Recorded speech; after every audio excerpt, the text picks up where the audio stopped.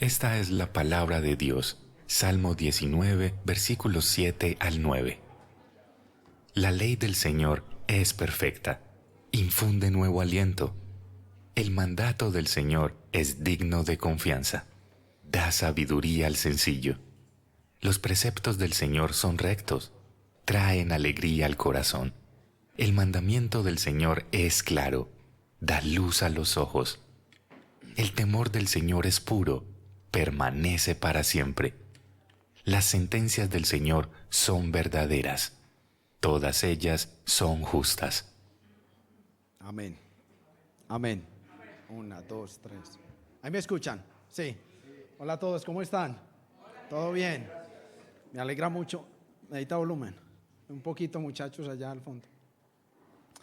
Bueno, mis hermanos, para mí, ahí sí me escucho mucho. Para mí es un honor y un placer estar nuevamente delante de la iglesia del Señor, delante de ustedes, para que juntos compartamos y meditemos un rato acerca del Evangelio de nuestro Señor Jesucristo. Y le doy gracias al Señor por eso. Y entrando en materia, hablando un poquito del Evangelio, voy a leerles una declaración y quiero que piensen qué opinan de esa declaración. Esa declaración, como que qué sabor les deja. ¿Listo? Y dice la declaración: todos los hombres y mujeres son hijos de Dios, debido a su inmenso amor y a que somos creación suya. ¿Sí cogieron? ¿Sí la cogieron? ¿Sí? ¿Qué sabor les deja esa declaración? Que no todos son hijos de Dios. Eso. Ok, perfecto. Perfecto. ¿Es verdad o tal vez era una verdad manipulada, con un adorno muy bonito y como con un contenido que no lo hace tan cierto? No sé, pero bueno, por eso es importante estar aquí estudiando juntos, ¿cierto? Recuerdan que en el mes de diciembre, las dos últimas celebraciones, tuvimos las celebraciones los días viernes, porque era domingo 25 y 1 de enero, ¿cierto? Ese 1 de enero yo salí a caminar con mi esposa y con mis niñas ahí en el barrio en el que vivimos, y estábamos caminando, y mientras caminábamos y disfrutábamos como de la tranquilidad de Medellín, un 1 de enero que es como, como que quieta la ciudad, estábamos aprovechando a caminar, y mientras caminábamos le compartíamos el Evangelio a nuestras niñas, recordándoles la gracia del Señor, nuestra incapacidad de obtener la salvación, la hermosura y las implicaciones prácticas de la muerte y la resurrección de Jesucristo. Estábamos en esa conversación, que a veces es conversación y a veces es discusión. Bueno, los que tienen hijos saben cómo es que es la cosa, ¿cierto? A veces es así. Pero mientras caminábamos llegamos a un lugar al que habíamos decidido ir a desayunar, que es una zona abierta muy linda y tiene cafés y tiene restaurante, entonces nos sentamos a desayunar ahí. Y yo cuando me senté vi por allá como a 50 metros tal vez como una carpa, como un kiosquito blanco. Yo me senté de espaldas a ese lugar y cuando menos pensó empezó a sonar una guitarra acústica. Empezó a sonar una guitarrita acústica y luego de eso empezaron a leer unos textos bíblicos. Se empezaron a leer unos textos bíblicos. Y después de eso, un señor se paró a explicar estos textos bíblicos. Pero lo que me pareció, de alguna manera, me llamó la atención, es que muchas personas se acercaban a escuchar la palabra del Señor, ¿sí? Personas que iban caminando, otros que llegaron con la intención de escuchar a este señor hablar. Estaban ahí escuchando la palabra del Señor. Tal vez pasado 10 minuticos de que el Señor estaba dando sus explicaciones, mi hija mayor me dijo algo como que: papi, ¿por qué están enseñando algo tan distinto? ¿Por qué suena tan distinto si es la misma palabra de Dios, si es la misma Biblia? Yo había estado escuchando con atención lo que el Señor decía. Y una de las declaraciones que esta persona dijo fue la siguiente. Esa la voy a leer literal. Todos los hombres son hijos de Dios, sin importar si somos cristianos, musulmanes, indios, budistas. Lo que le importa a Dios son nuestras obras de piedad y si somos buenos o no en el mundo. Esa fue la declaración que hizo el Señor, que estaba explicando la palabra de Dios. Pero ¿cómo sabemos si esa declaración es verdad o no? Esa es la pregunta que uno se tiene que hacer. ¿Cómo sabemos si eso es verdad o no? ¿Sí? ¿Cómo sabemos si lo que les leí ahorita, unos minuticos atrás, es verdad o no? Ahí, mis hermanos, es donde toma relevancia estos tiempos de meditar la palabra del Señor. Y muy especialmente, ser muy crítico de lo que uno escucha de quien está hablando del Señor. ¿Sí? Incluso cuestionarse si lo que yo estoy diciendo aquí parado es verdad o no. Eso hay que hacerlo. Eso es necesario. Y yo sé que suena extraño que yo les diga que se cuestionen lo que les voy a decir. Eso suena como raro, ¿cierto? Pero es importante. Y eso tiene un propósito. Que les esté diciendo tiene un propósito. Si algunos recuerdan, yo el año pasado tuve el privilegio de estar acá delante de ustedes también, compartiendo un mensaje de la carta que el apóstol Pablo le había enviado a la iglesia en Galacia, del capítulo 3. Y para que nosotros entendamos el mensaje que nos va a traer Pablo hoy, necesitamos entender lo que Pablo viene diciendo, porque vamos a seguir estudiando la carta que Pablo le escribió a la iglesia en Galacia. Vamos a estudiar parte del capítulo 3 y parte del capítulo 4. Pero antes de que vayan y busquen sus textos bíblicos, no se preocupen por eso todavía. ¿Alguien recuerda cuál fue el propósito por el que Pablo escribió la carta a las iglesias en la región de Galacia? ¿O alguien recuerda qué fue lo que yo compartí con ustedes en esa predicación? ¿Alguien recuerda algo? Ánimo, ánimo que se puede. Les voy a leer el primer verso de la predicación de la vez pasada. Gálatas capítulo 3, verso 1. Y dice: Oh Gálatas insensatos, ¿quién los ha engañado a ustedes, ante cuyos ojos Jesucristo fue presentado públicamente como crucificado? Es decir, ¿quién los ha engañado? ¿Por qué están creyendo algo distinto?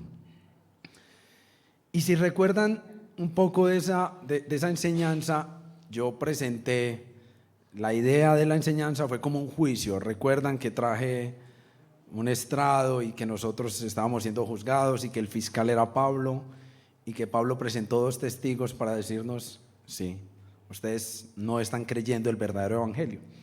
Que traje a Abraham y traje a Moisés. ¿Recuerdan más o menos la historia? Ahora sí como que les es parecido, ¿cierto?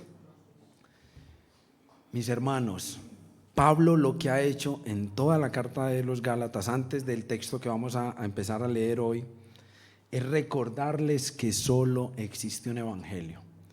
Y si recuerdan, él en un par de veces dice que si alguien viene y les predica un evangelio distinto, que sea anatema, es decir, que sea maldito, ¿cierto? ¿Por qué? Porque solo hay un evangelio. Y de alguna manera el dolor de Pablo es porque él mismo le enseñó a la iglesia en Galacia, en la región de Galacia, cuál era el evangelio. Y ahora están abrazando una verdad distinta al evangelio. Están creyendo algo distinto. ¿Y cómo era más o menos la herejía que estaban creyendo los Gálatas? Ustedes saben que para uno controvertir el evangelio y para que alguien crea que lo que uno está diciendo es verdad, pues hay que decir una verdad y después amañarla, ¿cierto? Que fue lo que hice ahorita en el primer enunciado. Entonces, los judaizantes que habían ido a la región de Galacia decían algo como que la obra de Jesucristo es hermosa. La obra de Jesucristo es un milagro, su resurrección es un milagro. Pero, ¿alguien recuerda el pero? Pero no era suficiente. La obra de Jesucristo no era suficiente. Había que agregarle algo más. Y lo que decían los judaizantes era que había que agregar, por supuesto, obras de piedad, y estaban imponiendo el cumplimiento de ritos judíos en medio de la iglesia en Galacia, ¿cierto? Eso es lo que está haciendo Pablo. Y luego de controvertir las mentiras y haber sido tan duro con los Gálatas en los términos en los que Pablo les escribe, pues Pablo llega con un bálsamo, con algo que le da descanso a la iglesia en Galacia y le recuerda a la iglesia en Galacia de dónde proviene la salvación, de dónde proviene la justificación, y le da como un fresquito a la iglesia después de haber sido tan duro, ¿cierto? Entonces ahora quiero, mis hermanos, que por favor vayamos a Gálatas capítulo 3.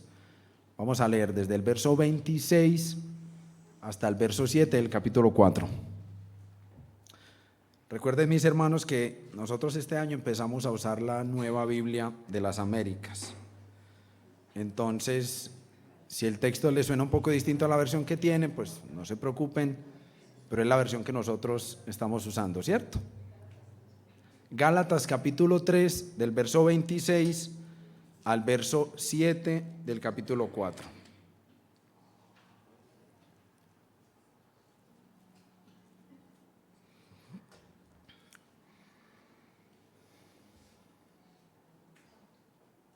¿Ya estamos ahí?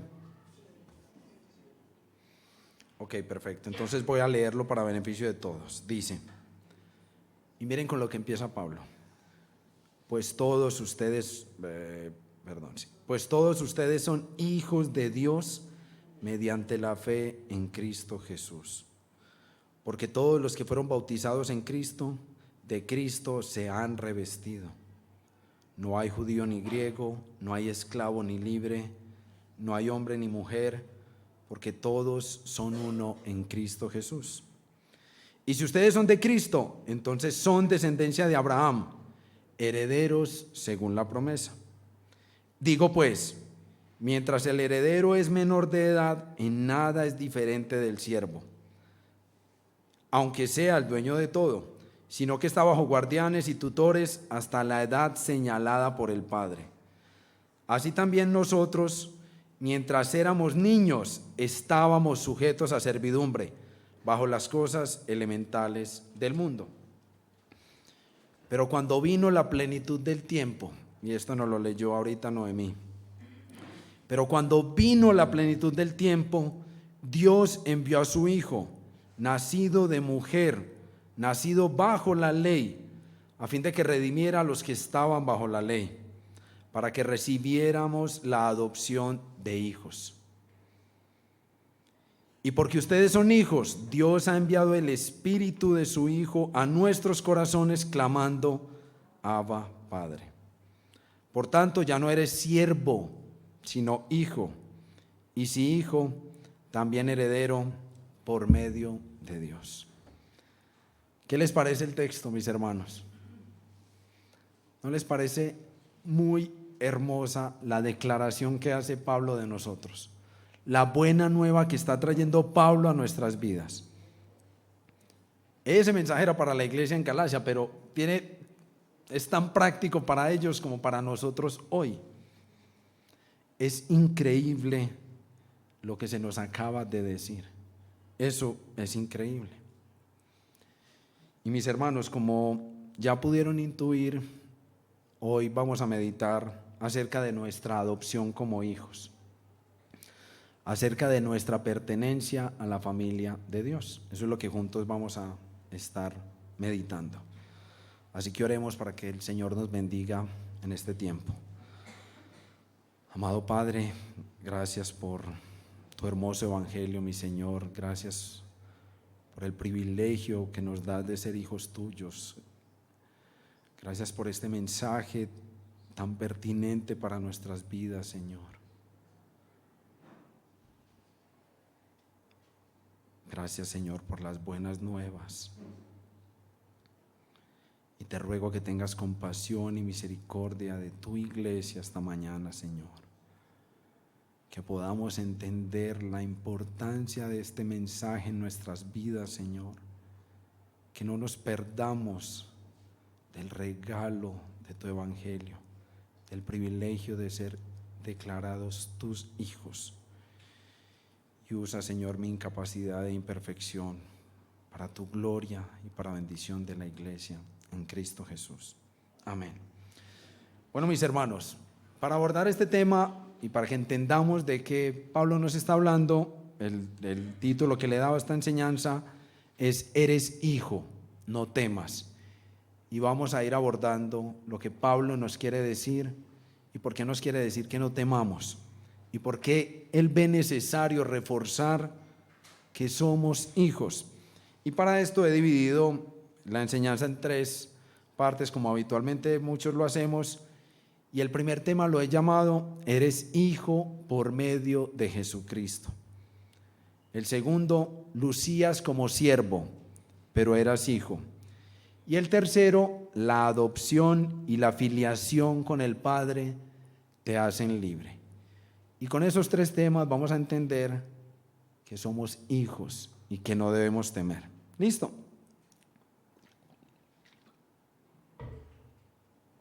El reflector me tiene caliente acá.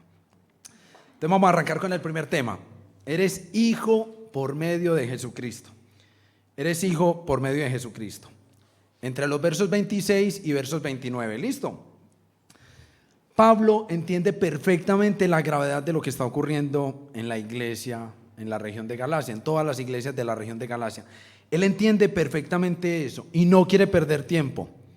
Él no quiere perder tiempo e inmediatamente arranca con una declaración que le refuerza a la iglesia en Galacia el evangelio.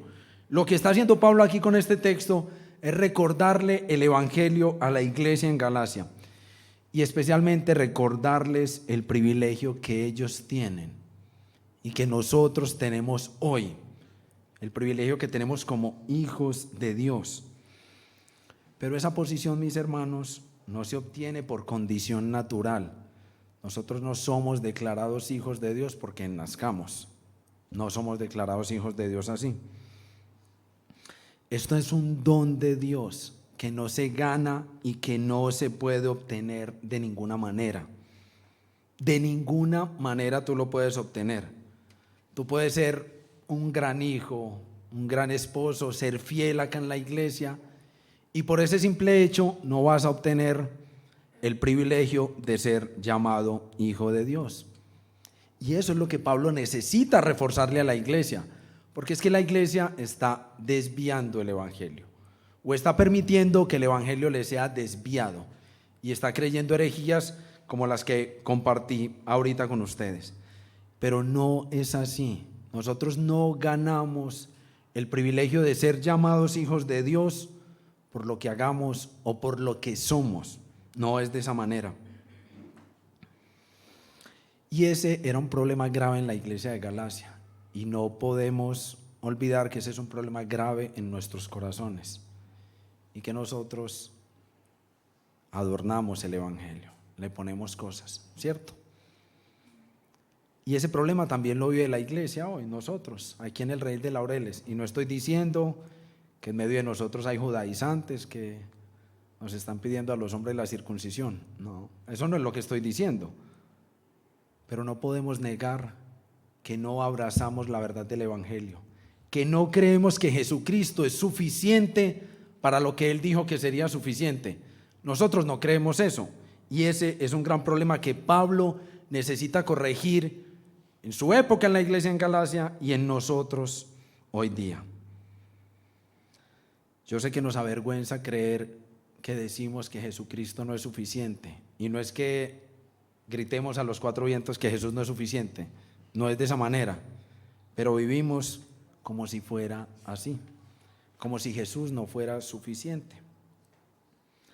Entonces, mis hermanos, según el texto que leímos, ¿cuál es la única manera a través de la cual podemos ser declarados hijos de Dios? Mediante la fe en Cristo Jesús. Gracias. Esa es la manera a través de la cual somos declarados hijos de Dios. Significa confiar en Jesucristo y en su obra, que Él es el unigénito de Dios. Es Jesús y su obra, y nuestra confianza en Él lo que nos da el privilegio de ser declarados hijos. Si tú haces algo con eso, si le agregas cualquier cosa al evangelio, lo arruinas. Solo ponte a pensar un poquito en lo mejor que tú tienes para darle al Señor. Piensa en eso por un par de segundos. ¿Qué es lo mejor que tú tienes para darle al Señor? Y no te estoy diciendo que pienses en lo peor. Piensa en lo mejor que tú tienes para darle al Señor hoy. Si eso mejor que tú tienes se lo agregas al Evangelio, lo arruinas. El Evangelio deja de tener el valor que tiene y deja de tener el alcance que tiene en nuestras vidas. Nosotros somos declarados hijos de Dios únicamente por la fe en Jesucristo. Y esta primera declaración contra la herejía en la iglesia de la región de Galacia, en esa declaración Pablo incluye algo que se considera como una de las metáforas favoritas de Pablo. La pueden buscar ahí abajito. El 27, ¿qué dice?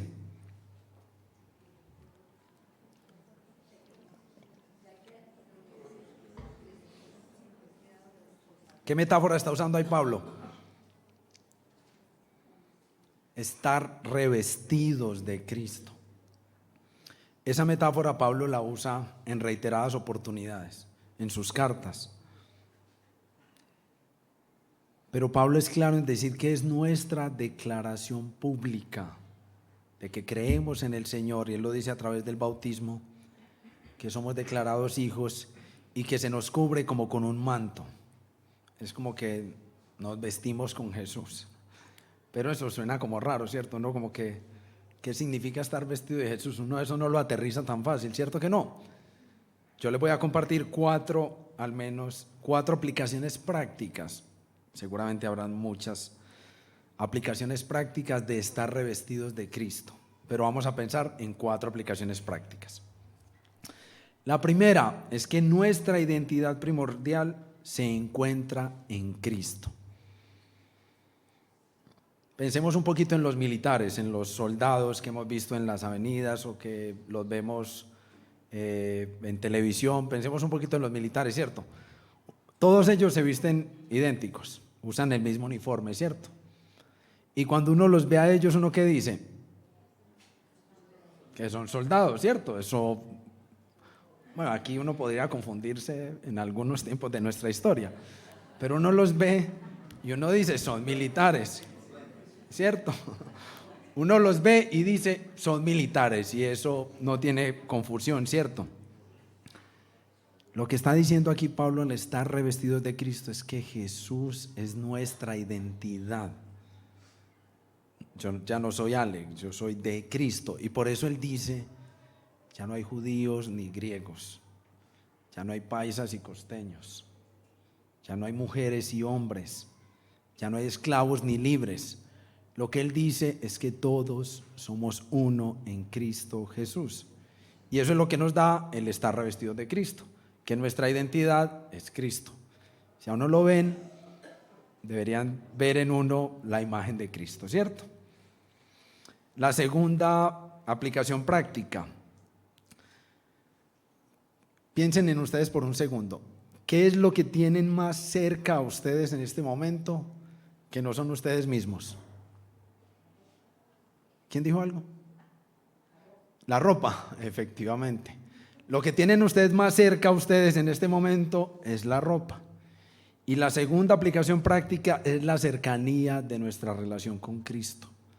Aquí lo que Pablo está diciendo es que al estar revestidos de Cristo, nuestra relación con Cristo es cercana. Esto no es que Cristo está por allá y yo como que de vez en cuando voy a Él. No.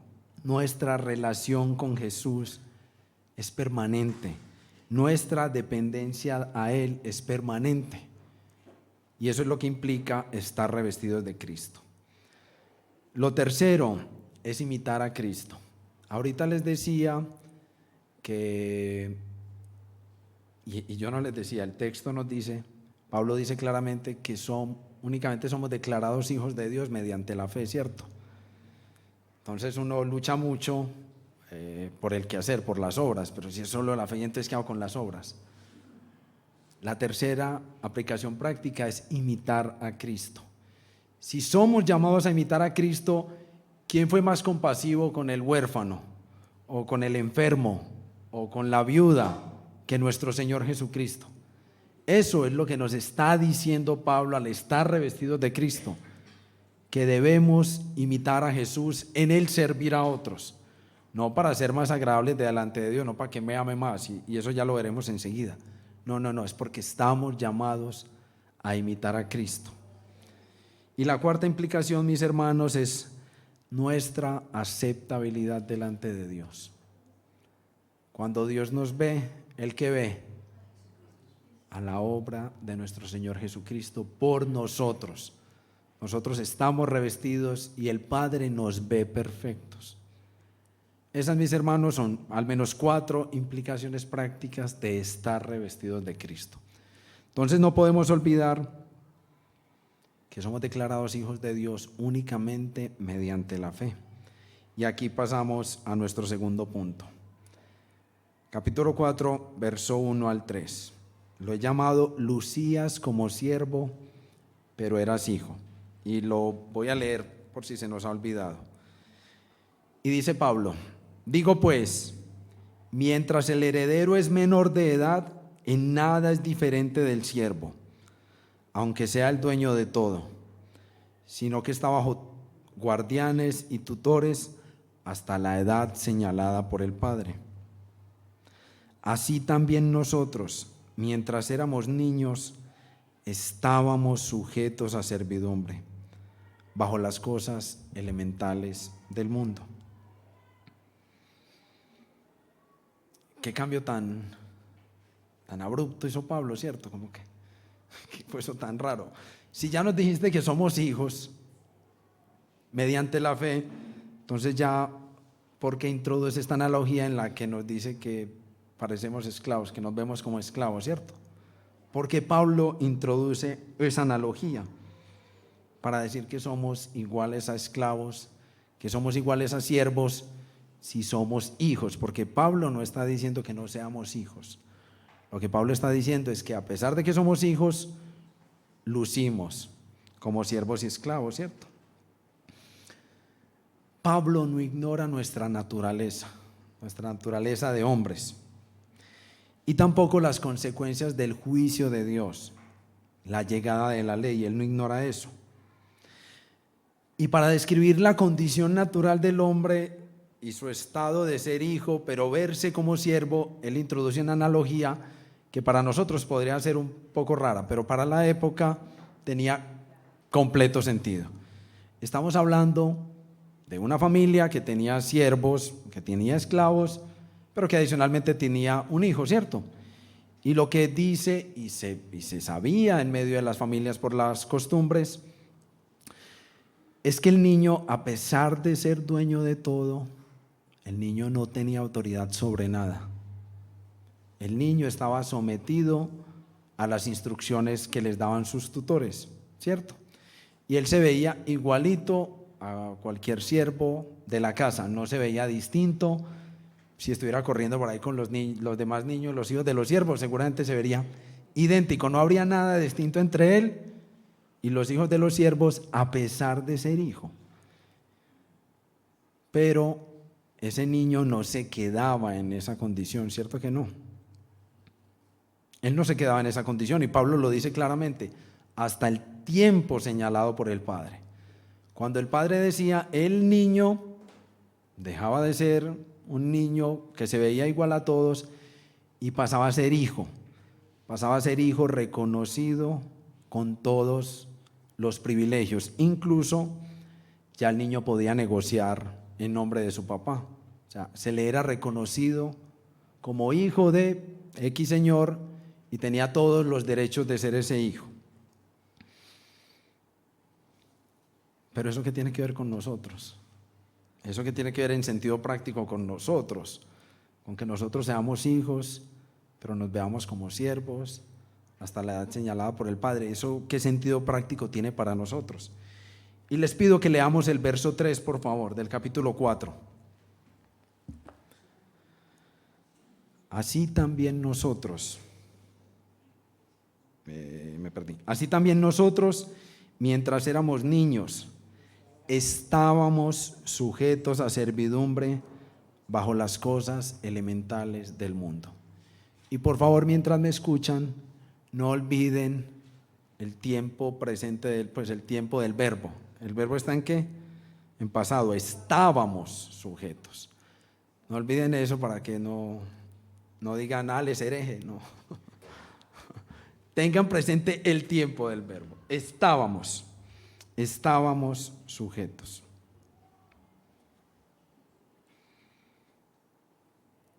Cuando nosotros éramos niños, estábamos sujetos a las cosas elementales de este mundo, a pesar de que somos hijos y éramos hijos, ¿cierto? Pero eso como que pongámoslo en sentido más práctico, ¿cierto? Como que aterricémoslo. Eso significa, mis hermanos, que tengan presente el verbo por favor, estábamos bajo esclavitud, sometidos al cumplimiento de la ley. Y escúchenme en esto y piensen en ustedes. Es decir, que la ley es la que nos dice si estamos bien o estamos mal delante de Dios. Cuando somos niños, a pesar de ser hijos, porque es que no se nos ha quitado el privilegio de ser hijos, pero cuando somos hijos, pero somos niños, es la ley la que nos dice si estamos bien o no delante de Dios. Y aquí me refiero en este sentido muy particular a la ley escrita. Entonces pensemos un poco en eso. Entonces, si yo diezmo, como que siento que Dios ahora sí me puede amar, como que Dios ahora sí ámame, porque es que estoy diezmando fielmente. O si uno se levanta a hacer un devocional, a los que les gusta madrugar mucho y se levantan muy temprano a hacer un devocional, y todos los días lo hacen fiel en la mañana, tempranito, a la hora que sea, 2 de la mañana, 3 de la mañana. Hay uno así como que se siente, Dios, pues, ¿cómo no me vas a amar a mí, cierto? ¿Cómo no me vas a amar a mí? Es la ley la que nos está diciendo si estamos bien o no. Pero yo tuve esos momentos en mi vida cristiana en la que me levantaba a hacer devocionales dormido a las 2 de la mañana. Y me sentía amado por Dios, pero cuando yo no me despertaba, no sé si alguno de ustedes lo ha experimentado, pero cuando yo no me despertaba porque era muy temprano, yo ese día me sentía miserable delante del Señor, o sea, sentía que el Señor no me amaba. Y eso pasa en nuestras vidas, nosotros somos así, nosotros somos felices decorando el evangelio, poniéndole cositas, para que no, pues que Jesucito, tú eres maravilloso, pues es que yo como no voy a tener que hacer nada. ¿Cómo que esto se trata de usted y no de mí? Es que se trata de Él y no de ti. Eso es el evangelio. Y con eso es con lo que uno lucha permanentemente. Pero ¿qué tal si pensamos en la ley escrita en el corazón de todos los hombres? Entonces, cuando uno es impaciente como yo y va en el tráfico y no quiere que nadie se le meta a uno porque son tan fastidiosos, pues. ¿Por qué me meten contravía? Ahora se me quiere meter. No, es que a mí no me gusta que nadie se me meta. Pero entonces uno deja su arrogancia y se humilla y lo deja meter. Ay, Señor, ahora sí, ámame que ahora sí. Y así, ¿cuántos ejemplos hay? Piensen en sus vidas y me cuentan después. Miren, mis hermanos, porque no quiero que entiendan que la ley es mala, no, o el cumplimiento de la ley es malo, no. Recuerden que Pablo en Romanos nos dijo que la ley es santa y el mandamiento es santo, justo y bueno. Él nos dijo eso. Y la ley es una hermosura. Pero, y aquí hay un pero que no cabe en este salón, pero si tú conviertes a la ley en el medio para agradar a Dios, solo va a pasar una cosa: vas a ser miserable. Porque es que hoy Dios me ama, pero ahorita ya no. Ay, Señor, ¿por qué hice eso? ¿Por qué dije esa estupidez? No. Entonces el amor del Padre está condicionado por mí. Entonces Dios me ama por mí, porque yo hago, porque yo dejo de hacer, porque no dije, porque me guardé mi bocota y la cerré. Entonces yo siento que es así. Pero si la ley la volvemos nuestro medio para agradar al Señor, te vas a hacer miserable, porque no puedes olvidar que la ley es hermosa, pero es un amo cruel y despiadado, que nunca te va a permitir agradar a Dios por su cumplimiento. Y grábate esto, mis hermanos: ninguno de nosotros va a ser capaz de agradar a Dios por el cumplimiento de la ley. Sencillo, es así. No hay manera de hacerlo. ¿Por qué? Pues porque es que es natural. O sea, es naturalmente imposible cumplirla. Y si no, piensen en sus vidas y verán que es verdad, que es que no somos capaces de cumplir la ley. Y esa es la condición natural de todo hijo, bajo la ley. Entonces, hermanos, amén, y que el Señor los bendiga. ¿Cierto que no? Qué tristeza que el evangelio que se nos contara fuera ese. ¿Cierto? Qué esperanza para nosotros si ese es el evangelio. Pero la verdad es que Pablo viene a traernos esperanza, la esperanza que solo nuestro Señor Jesucristo nos puede dar. Y por eso entramos a nuestro cuarto punto. Del verso 4 al verso 7 del capítulo 4. Recuerden que en las familias de la época de Pablo, los niños eran niños hasta la fecha fijada por el padre. Y el niño era niño hasta esa fecha. O sea, no es que como que ya no te estás comportando como niño, no. Y muchos hemos oído la palabra bar mitzvah, ¿cierto? ¿La han escuchado por ahí? Que es cuando el niño judío deja de ser niño y se vuelve hombre delante de Dios. Y le dan muchos regalos. Y bueno, hoy día nos hemos vuelto muy Papá Noel para dar regalos. Damos muchos regalos. Entonces vamos a pensar en nuestro cuarto punto, teniendo eso en mente, que uno es niño hasta el tiempo definido por el Padre. Dice el verso 4: pero cuando vino la plenitud del tiempo, Dios envió a su Hijo, nacido de mujer, nacido bajo la ley, a fin de que redimiera a los que estaban bajo la ley, para que recibiéramos la adopción de hijos. Y porque ustedes son hijos, Dios ha enviado el Espíritu de su Hijo a nuestros corazones, clamando: Abba, Padre. Por tanto, ya no eres siervo, ya no lo eres, sino hijo. Y si hijo, también heredero por medio de Dios. No olvidemos, mis hermanos, para poder entender este punto claramente, que es la esperanza que tenemos para nosotros los que creemos que la ley es la que nos dice si estamos bien delante de Dios o no. No olvidemos lo que les decía, de que el niño es niño hasta la edad fijada por el Padre, ¿cierto? Nuestro proceso de adopción empezó con la voluntad del Padre. Fue el Padre quien definió que ya sus hijos debían de ser niños, ¿cierto que sí? Fue hasta el tiempo definido por Él. ¿Y cuándo fue que se cumplió ese tiempo? ¿Cuándo? Cuando vino Jesús. Ahí fue cuando se cumplió el tiempo. Y Pablo lo expresa de una manera hermosa. Ahí es cuando se cumple el tiempo. Nosotros lucíamos como esclavos, lucíamos como siervos iguales a todos los otros siervos. Pero ya nos llegó el momento de ser reconocidos como hijos con todos nuestros derechos. El tiempo de Dios es perfecto, mis hermanos. Y cuando vino Jesús, a todos nosotros nos llegó la edad adulta. Nos llegó el momento de ser reconocidos hijos.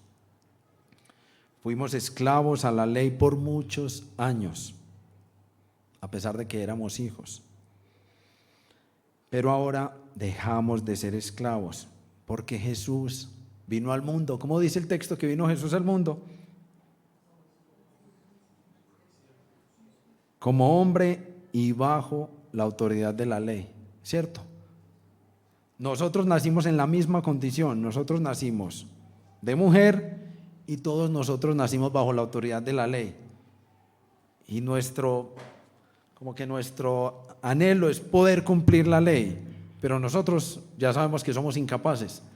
Pero Jesucristo, Él sí fue capaz de cumplir plenamente la ley. Por eso esto se trata de Él. Él sí satisfizo completamente la demanda del Padre. Y mis hermanos, Jesús nació bajo la ley y la cumplió perfectamente para redimir a los que estábamos bajo la autoridad de la ley y para rescatar a quienes estábamos sometidos a los rudimentos de este mundo. Eso suena hermoso, ¿cierto? Pero todos entendemos qué es redimir, qué implicó la redención. Todos lo tenemos claro.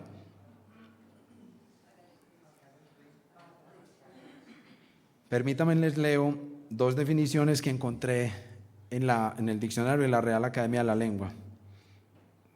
Y por simpático que parezca, no fue en el diccionario evangélico bautista, no fue ahí, fue en la Real Academia de la Lengua donde los encontré. Y mientras leo estas dos definiciones, pensemos en qué se parecen, qué tiene que ver la una con la otra. Dice, redimir significa rescatar o sacar de esclavitud al cautivo mediante precio.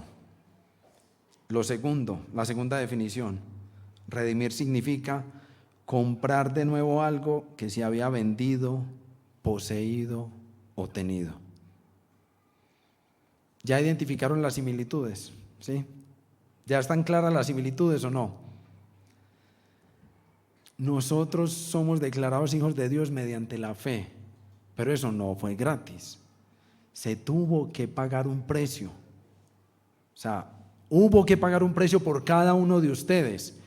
Y es un precio que nosotros no podemos pagar ni con todo lo bueno que seamos, ni con todas las posesiones que tengamos.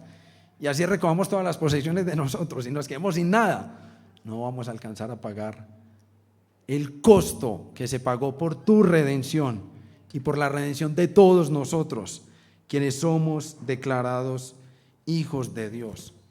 Se nos rescató de nuestro lugar de orfandad.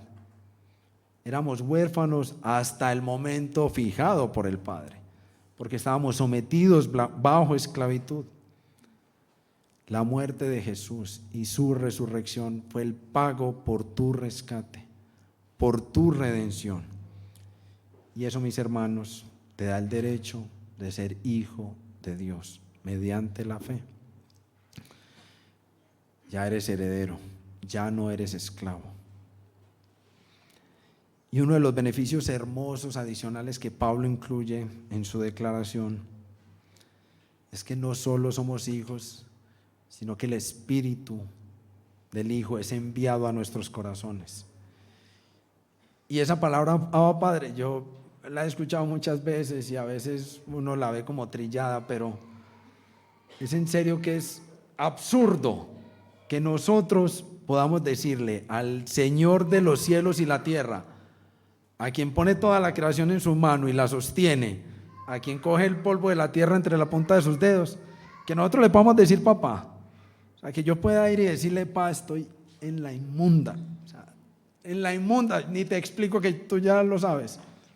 Estoy mal. O que pueda ir y decirle, pa, gracias. Gracias por lo que tú eres.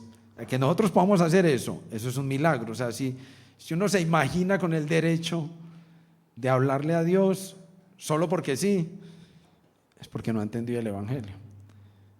Pero en contraste, si se siente con el derecho de decirle a Dios, papi, es porque entendió el Evangelio.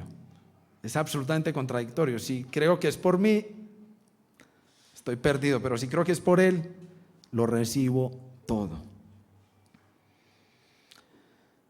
Pero mis hermanos, esta hermosura de mensaje, lo que nos ha dicho Pablo, yo sé que se nos puede desvanecer de los corazones y de la mente mañana cuando enfrentemos problemas o ahora si tengo problemas de algún tipo.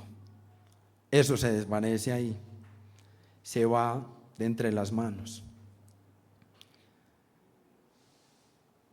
uno de los temores más grandes que tienen los hijos que son adoptados en edades como de 8 o 9 años hacia arriba, las personas que son adoptadas hoy día, una de las cosas con las que más luchan es con el temor, porque creen que sus nuevos padres ya no los van a amar.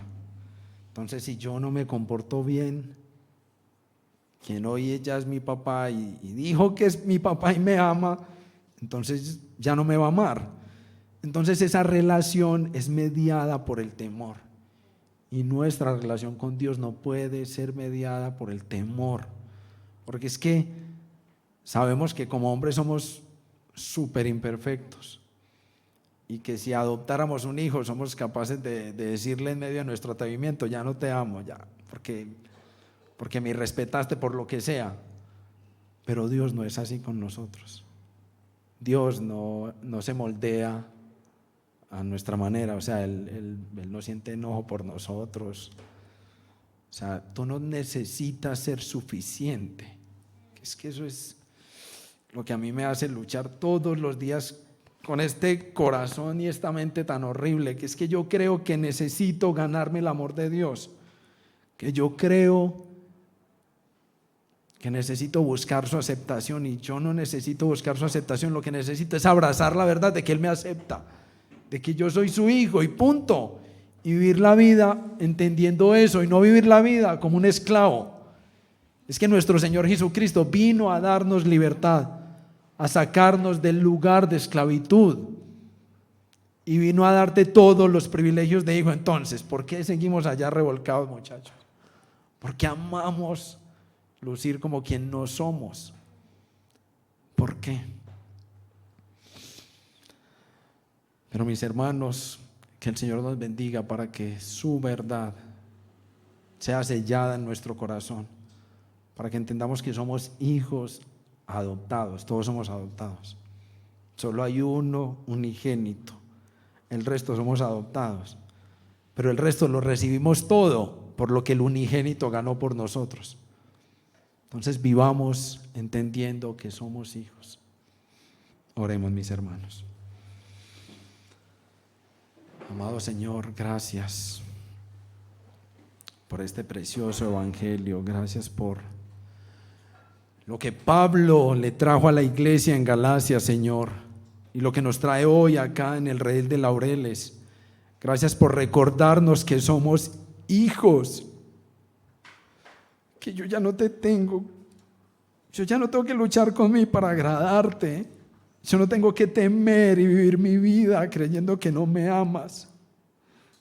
Yo no necesito eso, yo ya soy tuyo, y tú me has amado y me aceptas, Señor, y me das todo en Cristo Jesús. Padre, por favor, ten misericordia de nosotros, que esa verdad se atesore, que sea un sello indeleble, que yo me recuerde y me predique una vez el evangelio, y me recuerde que soy tu hijo mediante la fe en Cristo Jesús, que esto no se trata de mí, que yo ya no debo estar sometido a la ley, que esto se trata de Jesús. Amén.